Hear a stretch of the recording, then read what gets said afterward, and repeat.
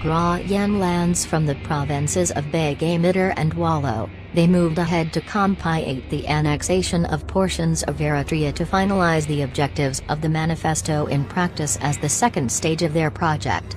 Zalambesa is the closest one can get to the Eritrean Saho region and Adimuraganbada.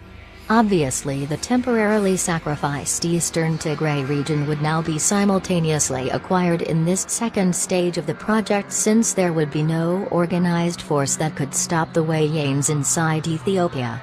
By claiming these lands and forcibly annexing them, the manifested Democratic Republic of Tigray would be practically realized, and then of course cessation from Ethiopia would follow.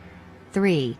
Accomplishing the dream inside Ethiopia was easily performed by simply dictating terms in the parliament, since TPLF administrates Ethiopia, while means to finish returning the port of Asseb would be accomplished by the Ethiopian army, financed and supported by the Ethiopian Economic and Human Resources. Patriotic Ethiopians are expected to side with TPLF in hope of probable return of Asseb to Ethiopia, while the truth is that the port city, if recaptured, would not be Ethiopian but of the would-be new nation of Greater Tigray. This is so because the second stage of the project would have been completed at this point, making it the right time for the TPLF to secede. If there is anything that might delay the declaration of the Republic after this, it would have been the time required to consolidate their control of Eritrean portions by sheer force, further using and exploiting innocent and patriotic Ethiopian people's expectations and support. This support would again be betrayed in the final stages of the creation of the Republic. 4. While the imaginary manifested program is completed this way, the economic ploy had another direction. This direction was focused at transporting capital and material as much as possible from the rest of Ethiopia to Tigray for future use when the Republic is established. This would require for TPLF staying in power in Ethiopia until the plan is well implemented. The implementation of this economic program is crystal clear for anybody who has recently traveled to Tigray. The TPLF, Wayane regime has been heavily investing Ethiopian capital in Tigray such that the region and the city of Mekelle are the fastest growing in the country. Mekelle is infested with so many new buildings which have no immediate contribution to the Tigrayan economy. These are empty high-rises ready to be used in the future when the Republic, which would include Asseb, is fully established. Besides the fact that numerous buildings have been built in Tigray at the expense of the Ethiopian economy, the following are few indicatives to that effect as to how much has so far been done in last 15 years of their power. Economically, an international airport in Mekelle with no immediate importance in terms of accommodating international guests and travelers, since the city has yet to grow both financially and infrastructurally. Being this the fact, however, the erection of this new and expensive airport was based on two objectives. The short-term objective is to help the TPLF's war efforts against Eritrea by bombarding the same into submission without having to worry about air distance using the Ethiopian Air Force from Tigray. The long-term objective was to move the entire Ethiopian Air Force to Mekelle and convert it to the Air Force of the Republic, and at the same time to use the international airport for civil aviation of the Republic of Greater Tigray after declaring independence from Ethiopia. 2 more international airports have been completed in Tigray, again with no immediate importance in terms of accommodating international travelers. b. 3 colleges in Mekelle, namely engineering, medical, and business. These colleges are complete in terms of infrastructure for future use when the Republic is established. c.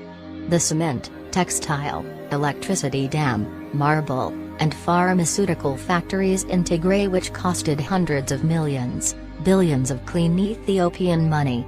The port of Massawa was used to sneak materials inside Tigray in the name of Ethiopian imported goods, and used exclusively for Tigray without the knowledge of government offices in Addis Ababa.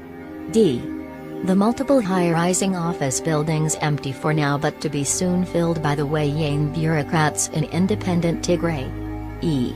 The luxury residential homes and spacious buildings such as those known by Taqraي Hills in the outskirts of Mekelle for possible embassy offices and residence of diplomats. D. Refer to the extensive list of companies owned by TPLF with the majority having their head office in Taqraي. Politically and strategically. The above being few of the massive investment of Ethiopian economy in Taqraي, their political and strategic plans were made to be effective when the group of top TPLF leaders moved their offices from Addis Ababa to Mekelle. The movement coincided with the completion of the first stage of implementing the manifesto so they can closely monitor and design the implementation of the second stage of the project. In the process, they have been effectively preparing a strong army from within Taqraي. The same TPLF group, the TPLF Coalition Committee, dictates terms on the entire Ethiopian issues. The central government of Ethiopia listens to the Central Committee of the TPLF residing in Taqraي, which has been working under the confusing philosophical banner of the Marxist-Leninist League of Taqraي. This group is instrumental in the process of completing the second stage and the framework for the future government of the Republic of Greater Taqraי. After controlling Asseb and other planned lands at the expense of Ethiopian human and material resources, the TPLF group would only then complete the goals of their impractical manifesto fully. As easy as it seemed to them, they will finally move towards seceding from Ethiopia as an independent nation, leaving Ethiopia in confusion, uncertainty, and extreme danger of ethnic conflict, and Eritrea under a government that can be easily controlled by their authority. Some experts say they had planned to leave Ethiopia without a central government for Ethiopian major ethnic groups such as the Amharas and the Oromos to figure it out, and for them, gaining time to consolidate their republic. At this point, the Republic of Greater Taqraي would have been put in practice and Taqraي would secede from Ethiopia with Asseb. In their plan, Asseb would be Tigrayan and never Ethiopian. Finally, we encourage all Ethiopians to prove the validity of the contents in this article by requesting the manifesto from other political organizations. This dangerous manifesto has been revealed by the TPLF leaders in February 1976 during the initial stages of the organization.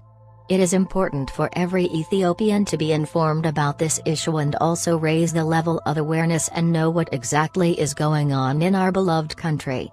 Insecure and completely disorganized Ethiopia would be the result of this crazy manifesto if implemented. Materially, the northeastern Ethiopia including the entire Afar and Taltal regions and the already taken portions of Wallo and Begay Midar, and politically, a chaotic and uncertain future that can lead to anything one can possibly imagine are the results of the TPLF, Wayne's manifesto for Ethiopia.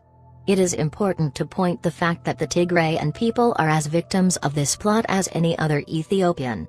The responsibility of this mess is directed towards few fascist TPLF leaders who recklessly and selfishly betrayed their own people's struggle of 17 years. They forgot the bitter struggle in the past and became the same type of chauvinists and oppressors they fought against in the past.